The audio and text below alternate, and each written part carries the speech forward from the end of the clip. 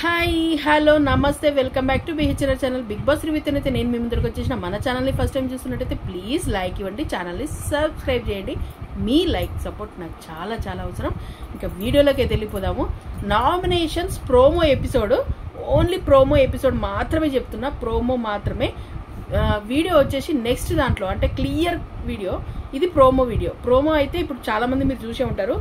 దీంట్లో ఒక్కటి క్లారిటీ ఏముందంటే తనుజ మీద పడ్డ నామినేషన్లు అని అయితే క్లియర్గా చెప్పొచ్చు. ఏం నామినేషన్స్ అంటే ఇక్కడ ఏమైందంటే టాప్లో ఉంది కదా, ఒక లేడీ వచ్చేసి టాప్లో ఉండేసరికి జనాలు ఓర్చుకోలేనట్టున్నారు. అందుకని మొత్తం నామినేషన్స్ అంతా తనుజ చుట్టే తిప్పిరు. ఇదైతే క్లియర్ కట్గా మీరు కూడా చూసి నేను కూడా చూసిన. ఇంకా ఎక్స్ప్లెయిన్ చేస్తా ఒక్కొక్క దాని గురించి. ఫస్ట్ అయితే బిగ్ బాస్ చేసిన ప్లాన్ ఏంది, సీక్రెట్ నామినేషన్స్ ప్లాన్ చేసిండు. సీక్రెట్ నామినేషన్స్ ప్లాన్లో ఎవరినైతే బిగ్ బాస్ అనుకుంటుండో ఆ నామినేషన్ ప్రక్రియ అంతా జరుగుతుందేమో, మేబీ అందులోనే ఊకుందాం అనుకుని ఒక ప్లానింగ్ అయితే గీసిండు పర్ఫెక్ట్గా. కానీ అక్కడ ఏం జరిగింది, అసలు దివ్యనే షాక్ అయింది, నాకే నామినేషన్లు రాలేదని చెప్పి. అది మెయిన్, నామినేషన్లు దివ్యకు రాలేదు, దివ్యకు వస్తాయని బిగ్ బాస్ ఎక్స్పెక్ట్ చేసింది కూడా జరగలేదు. ఇక్కడ గొడవ కూడా అనుకున్నంత ఇదిగా లేదు. ఎందుకంటే అక్కడ కూల్గా సాఫీగా ఒక పేరెంటానికి వచ్చినట్టు, ఒక పెళ్ళికి వచ్చినట్టు, ఒక మంచి ఫంక్షన్కి వచ్చినట్టు అయిపోయింది. మంచి ముచ్చట పెట్టుకుంటే ఫన్నీగా డ్యాన్సులు వేసిర్రు. భరణి గారు, సుమన్ శెట్టి గారు వీళ్ళందరూ మంచి డ్యాన్సులతోని హంగామా చేసుకున్నారు. ఆడ నామినేషన్ ప్రక్రియ బిగ్ బాస్ అనుకున్నంత రేంజ్లో జరగలేదు. అది అయితే సీక్రెట్ నామినేషన్స్లో వచ్చేసి భరణి గారు తనుజని తీసుకున్నారు.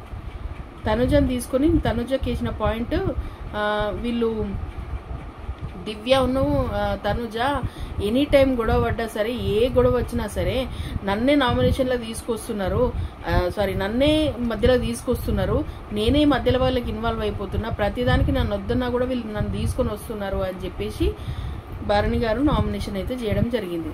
కానీ ఆ విషయంలో నాకేమనిపించింది అని అంటే, ఎవరైతే ఎక్కువ వాడుతున్నారు, ఎవరు ఎక్కువ మాట్లాడుతున్నారు, ఇప్పుడు తనుజ వచ్చేసి దివ్య విషయంలో భరణి గారిని తీసుకొచ్చింది తప్ప భరణి గారి విషయంలో ఏ మాటకు భరణి గారిని తీసుకురాలేదు. భరణి గారి టాపిక్ వచ్చినప్పుడు కానీ మీరు ఇట్లా అని ఏం చెప్పలేదు. తనని ఇప్పటివరకు కూడా కరెక్ట్గా అంటే ఒక పాయింట్ తీసుకొచ్చి భరణి గారు మీరు ఇట్లా అని ఒక పాయింట్తో ఎన్నడూ నామినేషన్స్లో కరెక్ట్ తీయలేదు. అదేదో బొమ్మల టాస్క్లో ఇద్దరికి ఉన్నారు కాబట్టి అక్కడ దివ్య వేసిన ప్లాన్ ప్రకారం జరిగింది ఆ నామినేషన్. అది కూడా దివ్యనే నామినేషన్ చేసింది, అక్కడ కూడా తనుజ నామినేషన్ చేయలేదు. కానీ ఇక్కడికి వచ్చేసరికి ప్రతిసారి దివ్యకున్న భరణి గారికి ఏమైపోతుందంటే, మిరపకాయ తినే టాస్క్లో కానీ లేకపోతే నామినేషన్స్కి వచ్చే టాస్క్లో కానీ ప్రతిసారి తనుజను నామినేషన్ చేయడం జరుగుతుంది, తనుజను తీసుకురావడం జరుగుతుంది. ఎందుకు అని అంటే తనుజకి బోల్డ్ ఆప్షన్స్ ఉన్నాయి, ఎవరిని వేసుకోవాలో ఒకరిని వేస్తే అయిపోతుంది. దాంట్లో వీళ్ళకు టార్గెట్ తనుజనే అయిపోయింది ప్రతిసారి. ఈ విషయంలో ఎవరు కాదన్నా అవునన్నా ఇది మాత్రం ఫేర్, ఖచ్చితంగా వీళ్ళ టార్గెట్ వచ్చేసి తనుజనే అయిపోతుంది ప్రతిసారి. ఇంకా సీక్రెట్ నామినేషన్లో పవన్ కళ్యాణ్ని నామినేషన్ చేయడం జరిగింది. తర్వాత సుమన్ శెట్టిని మన కళ్యాణ్ నామినేషన్ చేయడం జరిగింది. తర్వాత ఇమ్ము వచ్చేసి పవన్ని నామినేషన్ చేయడం జరిగింది. ఇంకా మన ఎవరు మమ్మీ కళ్యాణ్, మన ఇమ్ము మమ్మీ కూడా నామినేషన్, తనుజ నామినేషన్ మాత్రమే సీక్రెట్గా ఎవరికి వేసిరు అనేది అది ఒకటి సీక్రెట్గా మెయింటైన్ చేసిరు. దాన్ని కూడా నేను సపోజ్ ఇప్పుడు ప్రజెంట్ సీక్రెట్గా మెయింటైన్ చేస్తాను, ఎందుకంటే మనం నెక్స్ట్ వీడియోలో తన గురించి ఎక్స్ప్లెయిన్ చేసుకుందాం కాబట్టి జస్ట్ ప్రోమో వైజ్ వీడియోలలో చెప్తున్నా. నాకు సెకండ్ నామినేషన్స్ ఏవైతే నిన్న నైట్ జరిగిన నామినేషన్స్ ఉన్నాయో ఆ నామినేషన్స్లలో ఇమ్ము ఎప్పుడైతే హైపరాది గారు వచ్చి మాట్లాడిర్రో, ఎప్పుడైతే అవినాష్ వచ్చి మాట్లాడిండో, ప్రతిసారి ఒకటే నామినేషన్. ఎందుకు తనుజ మీన్నే పడిపోవడానికి కారణం ఎందుకు, ఆడపిల్ల మీద అంతగానం ఇది ఎందుకు నాకు అర్థం కాదు. ఇమ్ముకి సేఫ్ గేమర్ లానే చేస్తున్నాడు కదా, కన్నింగ్ ప్లేయర్ లాగా అనిపిస్తున్నాడు నాకైతే.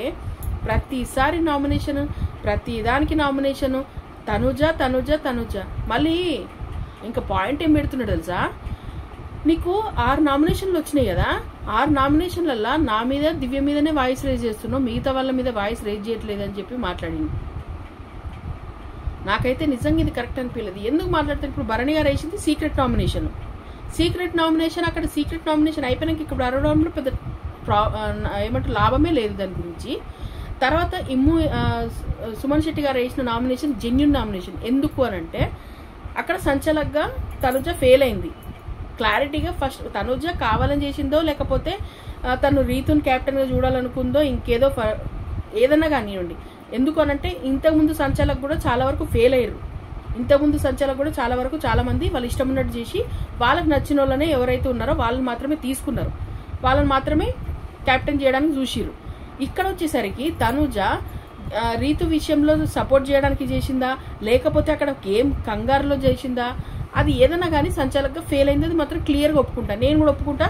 నేను ఎవరికి పిఆర్ కాదు కాబట్టి మరి మీకు చెప్తున్నా కామెంట్లు రాష్ట్రాలకు, నేను ఎవరికి పిఆర్ కాదు కాబట్టి నేను కూడా చెప్తా. అక్కడ సంచాలకుగా తనుజ ఫెయిల్ అయింది, కానీ అది ఇంటెన్షన్లీ చేసిందా పొరపాట్ల జరిగిందా అనేది అది క్లియర్గా మనకు తెలుసుకోవాలి. అదైతే మనకు క్లియర్గా తెలియదు, ఆ గేమ్ టెన్షన్లో జరిగిందా అని చెప్పేసి. ఎందుకనంటే పైన మీరు ఎక్కండి అంటే సరిగ్గా పెట్టలేదు, టవర్ మెట్ల మీద ఉన్నప్పుడు సరిగ్గా పెట్టకుండా పోయేసరికి ఈ సుమన్ శెట్టి గారిని మీరు ఎక్కండి అనడం పొరపాటు. అక్కడ చూసుకొని చెప్పుంటే వేరేగా ఉంటుండే. సుమన్ శెట్టి గారు రీతు అని వాళ్ళ ఇద్దరి మధ్యలో జరుగుతుండే, కానీ అక్కడ చూసుకోకపోవడం వల్ల సంచాలకుగా కరెక్ట్ చేయలేదని చెప్పి సుమన్ శెట్టి గారు వేసిన నామినేషన్ ఓకే ఏకీభవిస్తాం. అది కూడా సుమన్ శెట్టి గారికి వచ్చిన ప్లానే కాదు, లైవ్లో చూసిన వాళ్ళకి అర్థమవుతుంది. సుమన్ శెట్టి గారి ప్లాను వేరేలా ఆలోచిస్తున్నప్పుడు ఇమ్ము బాత్రూంలోకి వెళ్ళే మూమెంట్లో ఇమ్ము చెప్పిన ప్లాన్ అది. మీరు ఆడ క్లియర్గా పెట్టుంటే మీరే అయ్యేవాళ్ళేమో, మీరు ముందే పెట్టారు, మీరు రీతు కన్నా ముందు గేమ్ మీరే అయిపోయింది అని చెప్పేసి ఇమ్ము ఇచ్చిన ఐడియా. ఎంత కన్నింగ్ చూడండి, తనేసింది కాక పక్కోళ్ళతో కూడా ఎట్లా ప్లానింగ్ చేసి చేపియాలని చూసిండు. ఇది లైవ్ చూసిన వాళ్ళకైతే అర్థమవుతుంది. ఆ సీన్లో నిజంగానే ఇమ్ము కావాలని ప్లాన్ చేసినట్టుగా క్లియర్గా అర్థమవుతుంది ఆ నామినేషన్. అయితే అక్కడికి వచ్చేసరికి సుమన్ శెట్టి గారు వేసిన నామినేషన్ నేను ఏకీభవిస్తాను. ఎందుకనంటే ఏదేమన్నా కానివ్వండి సుమన్ శెట్టి గారికి ఒక అన్యాయం జరిగింది అనే ఫీల్ అవుతున్నారు కాబట్టి ఆ నామినేషన్ ఓకే ఒప్పుకోవచ్చు. మరి ఇమ్ము ఎందుకు దివ్యకు తనుజకు పడదు కాబట్టి వాళ్ళ నామినేషన్ ఓకే. ఎందుకనంటే వాళ్ళిద్దరికి అగ్గి మీద గుగ్గిలం లాగుంటారు, ఇద్దరు అస్సలు పడదు, ఒకరికొకరికి చాలా ఇదిగా ఉంటారు. అక్కడ తనుజ దగ్గర నుంచి వస్తుందా లేకపోతే దివ్య దగ్గర నుంచి వస్తుందా తర్వాత విషయం, కానీ ఇద్దరికి అసలు పడనే పడదు. ఆ విషయంలో వాళ్ళిద్దరు నామినేషన్ వచ్చినాయి అనుకున్నా కూడా వాళ్ళు వాదించుకోవడంలో తప్పేం లేదు. సంజన గారి విషయంలో కూడా నామినేషన్ మన తనుజకే వచ్చింది. ఫస్ట్ నామినేషన్ అక్కడ ఎవరికి వేసిందో కానీ అది క్లియర్గా నేను చెప్పలేను, కానీ తర్వాత సెకండ్ నామినేషన్ ఇక్కడికి వచ్చేసరికి సంజన తనుజకి నామినేషన్ చేయడం జరిగింది. ప్రోమో వైజ్గా నామినేషన్ సంజన తనుజకి చేసిన పాయింట్స్ సేమ్ ఇంకా ఇదే. ఇక మన టాస్క్ పరంగా కానీ అరవడం పరంగా కానీ ప్రతి ఒకటి తీసుకోలేవని చెప్పేసి అట్లా నామినేషన్స్ అయితే ఆమె తరపు నుంచి జరిగినాయి.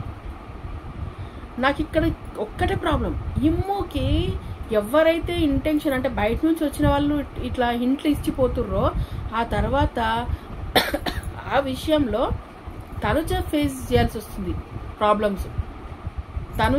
తనుజకు ఇదైపోతుంది. ఎన్ని నామినేషన్స్ తెలుసా అండి, 6 నామినేషన్స్ వచ్చినాయి. 6 నామినేషన్స్ ఘోరంగా కావాలని తనుజని టార్గెట్ చేస్తున్నట్టుగానే అనిపించింది.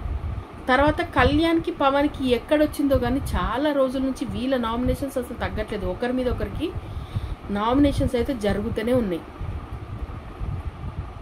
అది ఎక్కడ అవుతుంది ఏంటి అనేది వాళ్ళకే తెలిసి ఉండాలి. ఏదో ఒక చిన్న విషయాన్ని అది పట్టుకొని మళ్ళీ అంటే ఇప్పుడు కళ్యాణ్ వేసిన నామినేషన్ ఫేరే, కొంచెం రీతుకి సపోర్ట్ చేద్దామని డెమాన్ తీసుకున్న నిర్ణయము అంటే డెమాన్ విషయంలో డెమాన్ డ్రాప్ అయిండు అని చెప్పేసి తన కోసం తను స్టాండ్ తీసుకోలేకపోయిండు అని చెప్పేసి కళ్యాణ్ నామినేషన్ చేయడం జరిగింది. ఆ నామినేషన్కి వచ్చేసరికి తను ఫేరే అనిపించిండు. అంటే డెమాన్ ఇప్పుడు ఎండింగ్ అంటే మనం ఇంకా 2 వారాల్లో అయిపోతుంది బిగ్ బాస్. ఆ టైంలో తన గేమ్ తను చూసుకోనికి ఆడడానికి ఉండాలి, కానీ ఒకరి కోసం సపోర్ట్ చేయని చూసిండు. సపోర్ట్ ఓకే, కానీ ఇన్ కేస్ గట్టిగా ట్రై చేసి ఉంటే క్యాప్టెన్ పవన్ అయ్యేటోడు. కాకపోతే రీతు కోసం సపోర్ట్ చేసి జెన్యున్గా రీతు కోసం వదిలేసుకున్నాడు గేమ్. అయితే అది వాళ్ళ పర్సనల్ అయినా కూడా గేమ్ పరంగా ఇంకా హౌస్మెంట్స్ కదా ఖచ్చితంగా నామినేషన్స్ వేస్తారు. అది ఎక్స్పెక్టెడ్ నామినేషన్సే, అది అన్ఎక్స్పెక్టెడ్ ఏం కాదు. అన్ఎక్స్పెక్టెడ్ నామినేషన్స్ అనేసరికి తనుజకే చూపిస్తున్నాయి. చాలా వరకు మంచిగా ఉంటూనే వెన్నుపోటు ఓడుస్తున్నారు. ప్రతిసారి తనుజ చుట్టే నామినేషన్స్ తిరుగుతున్నాయి, తనుజ చుట్టే గొడవ జరుగుతుంది. ఈ విషయంలోనే నేను అందుకే చెప్పిన ఇమ్ము దివ్యను సేవ్ చేయడానికి కారణం ఇదే. ఫస్ట్ దివ్య వెళ్ళి తనుజాని నామినేషన్ చేస్తుంది, దివ్య వెళ్ళి గొడవ తనుజాతో స్టార్ట్ చేస్తుంది. ఆ తర్వాత వెనకాల నేను వెళ్ళొచ్చు, ప్రతిసారి నేను వెనకాల చూసుకోవచ్చు, నేను వెనకాల గేమ్ నడపవచ్చు, ఇట్లనే చూసుకుంటాడు. ఇమ్ము ఎప్పుడైనా ఇంటెన్షన్ ఒక్కటే, తనుజ నామినేషన్, తనుజ నా టార్గెట్ తనుజ. దీనికోసం ముంగటికి ఎవరిని పంపాలి, ఎవరిని వెళ్తే ఫోకస్గా నేను తనుజ అనే పర్సన్ని వెనకకి గుంజడానికి, వెనకకి లాగడానికి నాకు ఒక ఛాన్స్ దొరుకుతుంది అనే ఒపీనియన్ ఇమ్ముకి ప్లాన్డ్గా ఉంటుంది. ప్లాన్డ్గా ఉంటాడు, నిద్రలో లేపిన ప్లాన్ ప్రకారం వెళ్తాడు. ఇది క్లియర్.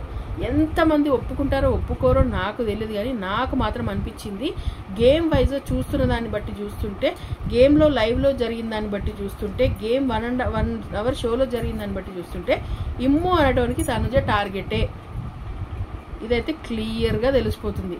ఇంకా భరణి గారు వచ్చేసరికి ఇక్కడ ఏదైతే సెకండ్ నామినేషన్లో దివ్యాని నామినేషన్ చేయడం జరిగింది, హైలైట్ అనిపించింది నాకైతే. దివ్యాని నామినేషన్ చేసిన పాయింట్స్ కూడా హైలైట్ అనిపించినాయి.